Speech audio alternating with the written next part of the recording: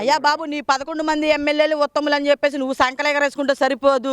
నువ్వే పెద్ద డాను, నువ్వే పెద్ద అక్కడ మాఫియా నడుపుతా ఉన్నావు. ఎవరినంటావు నువ్వు? 11 మంది ఎమ్మెల్యేలతో మద్యం దుకాణాలతో దొంగసారా కాపిచ్చి మహిళల పుస్తులు తెంపే ప్రభుత్వం ఏదైనా ఉందంటే వైఎస్ఆర్సీపీ ప్రభుత్వేనండి. ఈ జోగి రమేష్ గారిని అసలు వదలకూడదు. నిన్నగాక మొన్న వెళ్ళొచ్చాడు, మళ్ళీ బుద్ధి లేకుండా సిగ్గు లేకుండా మళ్ళీ రైతుల్ని పరామర్శిస్తా. నువ్వేం పీకారా మీరు రైతులు పరామర్శించడానికి? ఏం చెప్పినా నమ్మటానికి ఇక్కడ ఎవరు చెవులో పూలు పెట్టుకునే మాదిరి లేరండి. జగన్మోహన్ రెడ్డి ఇదే చెప్తా ఉన్నావు. నువ్వే పరిపాలన చేత కానీ ఒక వికలాంగుడివే చెప్పాలంటే. ఎవరో స్క్రిప్ట్ తీసుకొచ్చి చదివించుకుని అక్కడ ఏంటంటే పిచ్చి పిచ్చిగా మాట్లాడడం కరెక్ట్ కాదు. అది ఒక పరిపాలన దక్షత అంటే కూటమి ప్రభుత్వమే. జగన్మోహన్ రెడ్డి హయాంలో అంతకు ముందు ప్రజలకి ఇది లేదు, రక్షణ లేదు. ఇప్పుడు నేనేదో చేస్తానని చెప్పేసి ఒక పక్కన గాడిదలు మనం చూసాం. జంతువులు కూడా అడ్డగోలుగా చంపేస్తా ఉన్నాడు. ప్రజలు చచ్చిపోతా ఉన్నారు, జంతువుల్ని చంపేస్తా ఉన్నారు. మీరెందుకురా బాబు? ఇంకా మీదే ఒక రక్త చరిత్ర అంటే మీదే మావి గన్ రక్త చరిత్ర టైటిల్ పెట్టుకో, నీ కరెక్ట్ గా సూట్ అయిపోద్ది. వాళ్ళ తాతగారు, వాళ్ళ తండ్రి గారు, లేకపోతే మొన్న వివేకానంద రెడ్డి గారు, ఈ హత్యలన్నిటికీ వెనక చంద్రబాబు గారే ఉన్నారు. బాబు గొడ్డలో పెట్టి నీ బాబాయ్ నువ్వే చంపుకున్న ఘనత నీది ఏంటి? నీ అమ్మని, నీ చెల్లిని రోడ్డు మీద పడేసిన ఘనత నీది. ఎవరినంటావయ్యా? నీ తండ్రి హెలికాప్టర్ మీద వెళ్తే ఏదో ఆయనకి అలా రాసి పెట్టాడు దేవుడు, అలా జరిగిపోయింది. దానికి అది కూడా నువ్వే నారా చంద్రబాబు నాయుడు గారు చేశారంటే ఎట్ట కుదిరిద్ది? ఇంకా నీకు మానసికంగా జబ్బు ఉన్నట్టేగా, నిర్ధారణ అయినట్టేగా. జనాలు నవ్వుతా ఉన్నారు. జగన్మోహన్ రెడ్డి నువ్వు ప్రెస్ మీట్లకు పెట్టినా సరే నమ్మే విధంగా అయితే ఏమి లేవండి. అదేమంటే రాజధానికి సంబంధించి అసలు ఇప్పుడు కాదు, భవిష్యత్తులో కూడా రాజధాని కట్టలేడు ఆయన. దమ్ము లేని నాయకుడు ఇలాంటి సొల్లు కబుర్లే చెప్తాడండి. నీకు దమ్ము లేదు. గతంలో నిన్ను గెలిపించారు 151 సీట్లు పెట్టి. నువ్వేం చేసావు? 3 ముక్కలాట రాజధాని చెప్పేసి మార్చేసావు. అడ్డగోలుగా ఎక్కడ పడితే అక్కడ కబ్జాలు చేసావు. అడ్డగోలుగా రాష్ట్రాన్ని దోచేసావు.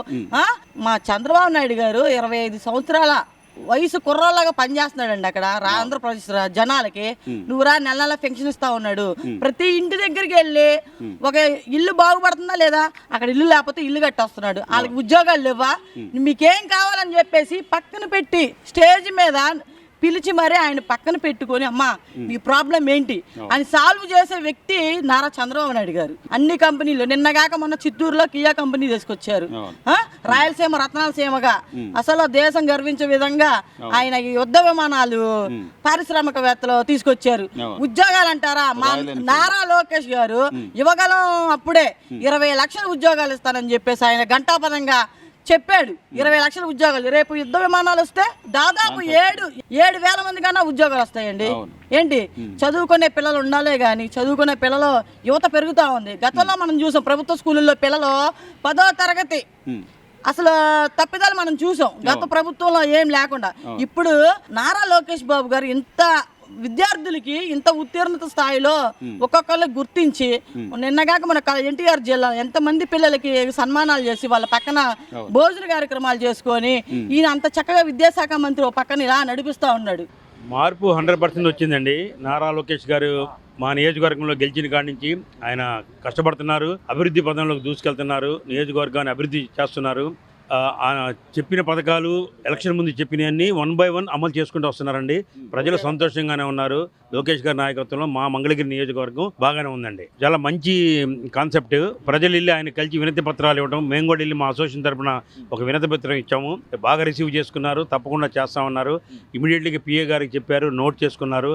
ఆ పని కూడా అభివృద్ధి పదంలో 1 by 1 చేసుకుంటూ వస్తున్నారు. మేమైతే మా నియోజకవర్గం ప్రజలు హ్యాపీగానే ఉన్నామండి. యాక్చువల్గా రెడ్ బుక్ అనేది ఆయన ఎలక్షన్ ముందు వాడారు. ఆ పదం ఎక్కడ కక్ష సాధింపు ప్రభుత్వం చర్యలు అయితే లేవండి ప్రజెంట్.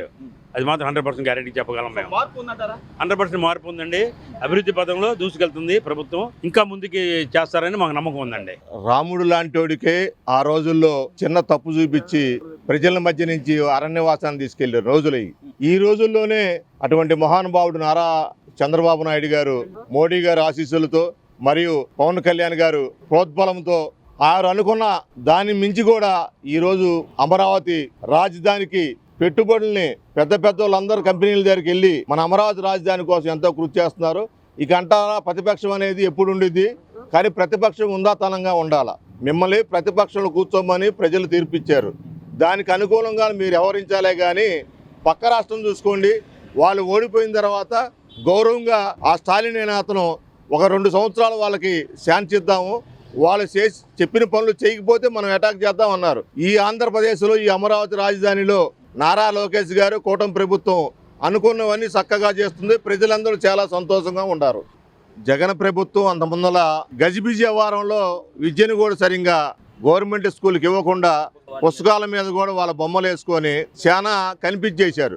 కానీ నారా లోకేష్ గారు ఒక కృత నిశ్చయంతో వాళ్ళకంటూ ఒక యూనిఫామ్ ఇచ్చి పార్టీకి అతీతంగా వాళ్ళందరికీ ఎంతో మేలు చేసి ఈ మంగళగిరి నియోజకవర్గంలో 2019లో ఓడిపోయినా కూడా ఈ మంగళగిరి నియోజకవర్గంలో మళ్ళీ నేను గెలవాలని చెప్పి, ఓడిపోతే ఇంటికి వెళ్ళిపోతారు ఎవరైనా, కానీ నారా లోకేష్ గారు ఈ మంగళగిరి నియోజకవర్గంలో ఓడిపోయించడానికి ఇంకా ఎక్కువ ఉత్సాహంతో ప్రతి ఊరింటికి వెళ్ళి ఈ నియోజకవర్గంలో ప్రతి గ్రామంకి వెళ్ళి నేనున్నానంటూ ఆయన ప్రజలకి తోడు చేదోడు ఓదాడుగా ఉంటూ, ముఖ్యంగా మంగళగిరి టౌన్లో పద్మశాలీలకి ఎంతో చేదోడుగా ఉంటూ చేనేత కార్మికులకి చాలా మంది ఆర్థిక ఇబ్బందులు ఉంటుంటే ఆయన తన వ్యక్తిగతంగా ఇచ్చిన రోజులు కూడా ఉన్నాయి.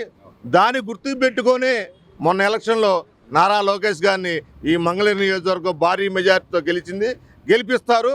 మరలా కూడా ఈ నియోజకవర్గం నారా లోకేష్ గారే గెలుస్తారనే దానికి ఇప్పుడున్న సంక్షేమ పథకాలే నిదర్శనం.